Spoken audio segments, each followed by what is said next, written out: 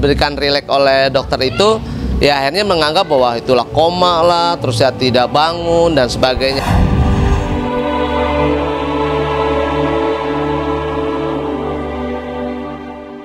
Sepekan lebih dirawat di Singapura, kondisi terkini Olga yang sebenarnya sedikit demi sedikit mulai terkuak. Eko Patrio yang secara intens berkomunikasi dengan manajemen Olga akhirnya mengungkap kondisi Olga yang sesungguhnya kini. Menurut Eko, Olga sama sekali tidak koma, tapi Olga sengaja disuntik agar tak sadarkan diri selama beberapa hari. Hingga Olga pun terlihat seperti koma.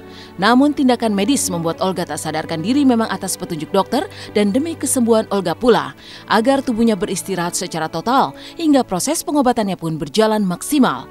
Apa yang diungkap Eko tersebut tentu saja mematahkan keterangan Billy maupun Raffi. Jika Billy mengungkap Olga membaik, Raffi mengungkap Olga masih di ICU. Kini Eko Patrio mengungkap Olga sengaja dibuat tak sadarkan diri. Baik, alhamdulillah berkat doa kalian, berkat doa pemirsa yang ada di rumah, berkat doa fans-fansnya Olga, alhamdulillah Olga udah membaik. Masih di ICU kan atau gimana? Udah di ruangan. Maki Billy tinggal yoga, karena yoga udah alhamdulillah udah membaik. Belum tahu, aku belum dapat kabar lagi, cuman kalau SMS sama Vera, alhamdulillah kondisi udah membaik. Kabar yang terakhir, Olga dibikin rileks sama dokternya, artinya memang apa ya, dibikin kayak semacam tidur ya, rileks itu apa ya, biar dia tidak gelisah segala macam. Jadi agak memang kalau orang yang melihatnya dianggap, waduh ini nggak bangun apa segala macam, padahal itu bagian dari rileks, bagian dari memberikan rasa nyaman untuk Olga biar cepat proses penyembuhannya. Diberikan rileks oleh dokter itu, ya akhirnya menganggap bahwa itulah koma lah, terus ya tidak bangun dan sebagainya. Enggak, itu memang bagian dari pengobatan yang dokter berikan. Biasanya kalau merujuk pada tidur panjang kondisi stabil adalah biasanya dokter memutuskan di knockdown, ya ditidurkan gitu, tetapi semuanya dipantau dengan stabil, nafasnya, jantungnya, fungsi sarafnya semua. Tentu saja knockdown itu dengan obat-obat bius dan mempengaruhi kesadaran juga, pasiennya jadi tidak sadar dan ya tertidur seperti itu. Akibat tindakan medis yang membuat Olga tak sadar tersebut sempat memicu kabar Olga mengalami koma. Eko Patrio sendiri mengaku tak tahu sampai kapan dokter akan membius Olga menjadi tak sadar. Belum genap 2 pekan meringkuk di rumah sakit di Singapura, Olga sudah menghabiskan miliaran rupiah. Tapi sepertinya masalah biaya tak perlu dirisaukan, karena meski tak bekerja, Olga nyatanya tetap dibayar sehingga dapat digunakan untuk menutupi biaya berobat di Singapura. Masih, artinya ada hal-hal yang di luar honor gitu ya, kita masih memberikan sesuatu buat Olga. Makanya saya bilang, untuk Olga kami di perusahaan tidak hitung-hitungan gitu. Yang penting Olga sehat, Olga nggak usah mikirin dulu hal-hal yang berkaitan dengan masalah pemasukannya. Kebetulan juga bukan hanya saya ya sebagai membuat program tersebut di kantor, tetapi juga salah satu stasiun televisi juga sudah kita komunikasikan, juga ingin share membantu pengobatan dari Olga yang ada. Ya kalau menurut aku sih jadi kurang begitu rame lah, tapi host semua sih udah lucu-lucu juga sih ya kalau ditambah dia kan jadi rame gitu ya. Ini juga sih sempat hostnya bilang agak sepi juga sih, nggak ada dia. Celutukan-celutukan nih kali ya, celutukan nih ya, cara omongannya dia sih yang bikin kangen, yang bikin seru, keseruan dia aja yang kangen. Sebelum dilarikan ke rumah sakit di Jakarta Selatan dan kemudian didiagnosa positif meningitis atau radang selaput otak, Olga sempat menjalani pengobatan alternatif di tempat Umi Zubaidah. Namun pengobatan yang dipilihnya seolah gagal membebaskannya dari penyakit. Olga kemudian justru terkena meningitis dan dirawat di rumah sakit lalu dipindahkan ke Singapura. Benarkah meningitis Olga bertambah parah karena tidak memilih pengobatan medis? Benarkah selama menjalani pengobatan alternatif, Olga tidak minum obat dari dokter sehingga jatuh sakit? Tidak pernah. Tidak pernah Umi melarang Nak Olga berobat ke siapapun. Karena Umi tahu, karena Allah mengatakan setiap obat, setiap penyakit ada obatnya apabila obat itu ditemukan. Sama Nak Olga Umi bilang, nak berobat itu nak jangan faktor kepada Umi satu nak. insya Allah ke tempat lain juga tangan siapapun bisa menyembuhkan kamu, nak. Dia kan nggak suka kalau Umi bicara begitu kan, dia nggak suges, jadi sugesnya ke Umi. Dia kan waktu itu belum makan obat dokter, sayang. Dia tidak makan obat dokter kan, dia nggak ke dokter, sayang. Nggak mau kan berobat ke dokter waktu itu. Umi kasih ramuan itu manggis, yang biasa herbal manggis. Kemarin itu kan pengobatannya tidak tuntas, dan saya sama Olga juga mengkomunikasikan sama dia juga, coba menggunakan jalur medis ya, jangan alternatif tetapi juga dengan dokter dan sebagainya. Sementara Olga masih tergolek tak berdaya di rumah sakit di Singapura, heboh euforia kedatangan Victoria Beckham melanda ibu kota setelah model sekaligus istri bintang lapangan hijau David Beckham itu datang ke Jakarta. Seperti apa kehebohan yang terjadi saat para artis tanah air bertemu Victoria Beckham? Lantas bagaimana dengan Syahrini yang sama-sama menjadi trendsetter seperti Victoria Beckham? Benarkah Syahrini tetap fashionable saat bermain golf? Saksikan Intens di segmen selanjutnya.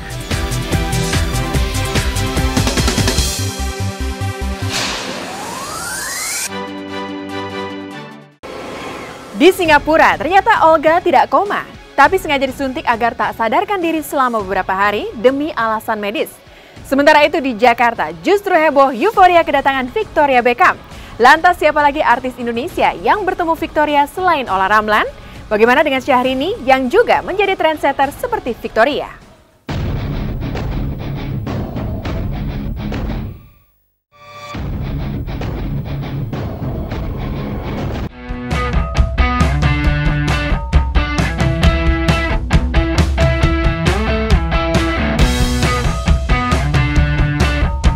Maka inilah heboh euforia saat Victoria Beckham datang ke Jakarta kemarin. Desainer dan selebritis yang juga istri pesepak bola David Beckham itu terbang ke Jakarta menggunakan pesawat jet pribadi dari Singapura. Setelah David Beckham yang juga sempat ke Jakarta akhir tahun 2011 silam, kini Victoria lakukan tour fashion ke Jakarta. Kehadiran model kelas dunia mantan personel grup penyanyi Spice Girl ini laksana magnet dan langsung menghebohkan sebuah mall di Jakarta. Sejumlah artis seperti Olla Ramlan, Anissa Pohan, Dian Sastro sengaja mengayun langkah ke sebuah butik yang didatangi oleh Victoria Beckham.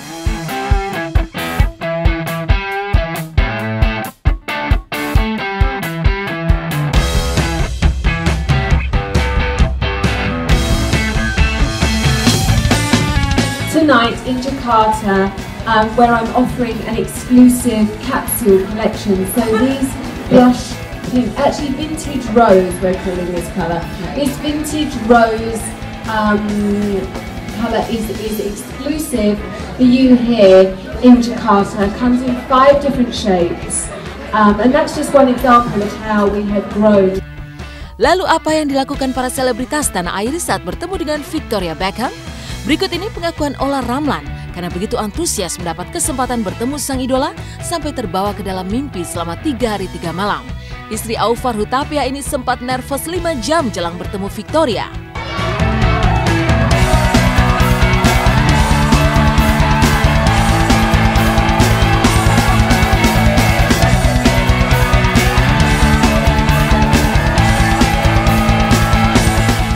Dia datang ke sini kemudian dapat undangan itu udah kayak antara lebay dan pengen norak gitu kan, gue diundang gitu kan, antara pengen kayak gitu cuman tapi takut nggak kesampaian. Maksudnya gini loh, kadang-kadang kan kita terlalu heboh tiba-tiba nanti di hari taunya sakit atau apa. Kalau aku kan di pet aku kan teman-teman deket, aku pas kemarin tadi tuh 5 jam menuju mau ketemu Victoria, I'm so nervous gitu-gitu deh pokoknya, sampai dikata-katain sama temen aku nggak usah lebay deh gitu-gitu deh. Padahal kan kalau orang lagi suka atau ngefans kan kita kadang-kadang terlalu over excited ya, sampai rela tadi 2 jam aku berdiri di situ sampai di dalam tokonya tuh 2 jam nungguin, oh my god mana Victoria. Tapi ya akhirnya kesampaian juga, walaupun nggak begitu ngomong banyak, cuman aku at least udah lihat dia in person dan memang cantik dan keren. Persiapan sih nggak banget ya, biasa aja, cuman sampai ke bawah mimpi 3 hari 3 malam. Oh my god. Terus udah itu sampai bingung kan mau pakai baju apa, kayaknya serba salah mau pakai baju apa gitu. Maksudnya ya udah akhirnya alhamdulillah udah pilih baju, pokoknya yang mau pakai rok yang biasa aku pensil skirt, sementara aku pakai kayak gitu terus kan agak bosen juga, udah pakai celana aja. Dia kan juga sering hitam putih, coba kok gitu deh. Aduh. Victoria Beckham memang selalu menjadi trendsetter, penampilannya selalu menjadi inspirasi. Seolah tak mau kalah, Syahrini yang juga menjadi trendsetter dalam busana maupun jargon-jargonnya selalu tampil modis dan memikat. Tak heran kalau kehadirannya selalu menjadi pusat perhatian. Ketika berolahraga, bermain golf tetap saja fashionable. Mengenakan sweater putih dan celana pendek hitam, Syahrini melengkapinya dengan sepatu putih berduri dan kacamata putih bling-bling. Wow! Luar biasa! Gila 2 kilo!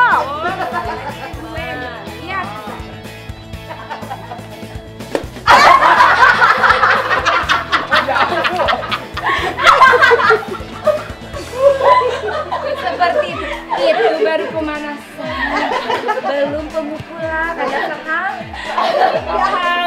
Seperti itu. Tepuk tangan semua. Halo pemirsa Intens, apa kabar? Assalamualaikum. Sekarang aku berada di kawasan Sentul. Aku lagi ini sama teman-temanku di Bogor, sekalian reuni, bukan reuni sih, jumpa kangen. Karena mereka olahraganya main golf, driving kan, kalau driving kan tempat teduh ya, nggak kepanasan. Kebetulan aku lagi kosong hari ini untuk bisa tadi dari Jakarta nyetir ya, kan hobi. Terus latihan driving ini yang berapa kesekian kalinya, tapi kan hanya belajar mukul aja. Kalau udah ekspor kayak suaminya Rani baru turun ke lapangan. Kostum aku pakai sweater aja ya kita ya. Pakai sweater pastinya pakai celana pendek ya yang senyaman mungkin.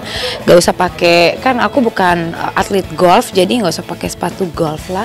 Ini kan hanya latihan aja, manja latihannya. Oh harus kacamata putih, bling-bling, topi juga harus matching seperti itu.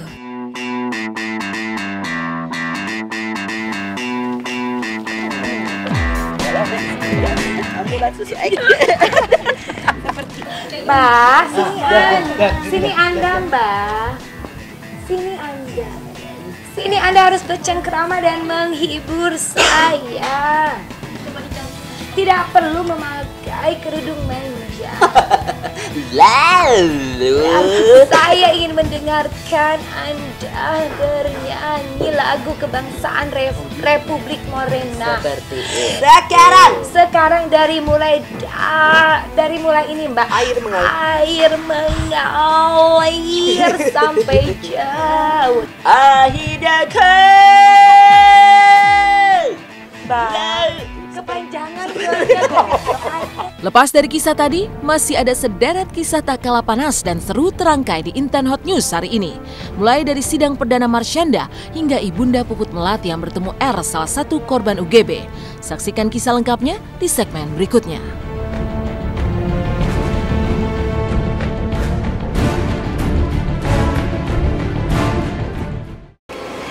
Kisah tak kalah panas mengisi Intense Hot News hari ini. Mulai dari sidang perdana gugatan cerai Marsyanda hingga kisah kelanjutan Guntur Bumi pasca ditahan di Polda Metro Jaya. Benarkah Ibunda Puput Melati akhirnya minta maaf kepada korban UGB? Simak selengkapnya setelah yang berikut ini.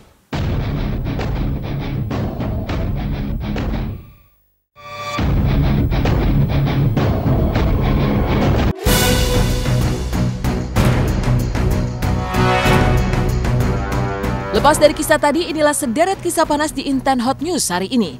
Setelah UGB ditahan dan Puput Melati diperiksa, Ibunda Puput Melati akhirnya bertemu dengan R, wanita yang mengaku korban pelecehan Guntur Bumi. Ibunda Puput tak bisa mengelabui perasaannya yang dicengkeram rasa takut karena anak dan menantunya dilaporkan ke polisi. Kendati begitu, ia yakin kalau Puput tidak bersalah. Karena dengan pengakuan korban tadi? Ya itu nggak tahu ya. Komen. Komen saya nggak bisa. Ya kalau saya sih nggak ada masalah ya sama keluarganya Puput, jadi ya nggak ada masalah aja gitu. Ya kita keluarga ya, orang tua ya ada rasa takut juga. Pasti. Tapi yakin lah, kita tuh yakin, kita semua keluarga besarnya tuh yakin bahwa Puput tidak akan melakukan perbuatan kayak gitu. Malam ya tapi sih ya dilihat dari romannya sih kayak percaya. Kayak percaya gitu ya. Soalnya kan dia juga lihat saya dan anak saya memang nggak mengada-ngada ya, memang kenyataan. Tak kalah panas, Marsyanda menangis bercucuran air mata saat sidang pertama gugatan cerainya digelar di Pengadilan Agama Jakarta Pusat kemarin.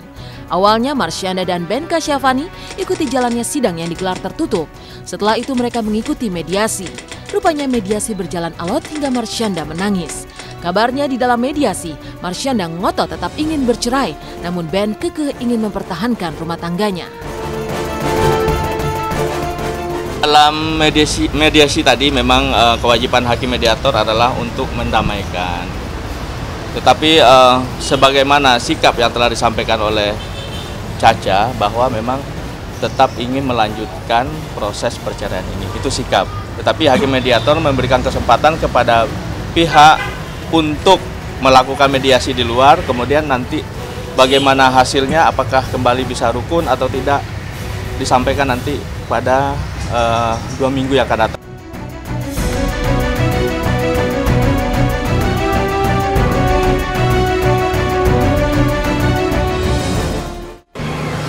Halo pemirsa, saya Eko Patrio mengajak pemirsa untuk nonton Intens dari hari Senin sampai hari Jumat jam 9:30 pagi. Jangan sampai kemana-mana, harus nonton, pantengin. Terus Sabtu Minggunya 10:30. Eko aja nonton, masa kamu kagak? Penghargaan bergengsi para insan dan sinias film Indonesia dalam penentuan Piala Layar Emas. Terbaik diberikan kepada dukung para sinias Indonesia jadi terfavorit dalam ajang Indonesian Movie Awards 2014. Saksikan kemegahan malam puncak Indonesian Movie Awards 2014 Rabu 14 Mei jam 9 malam live dari Studio 8 RCTI.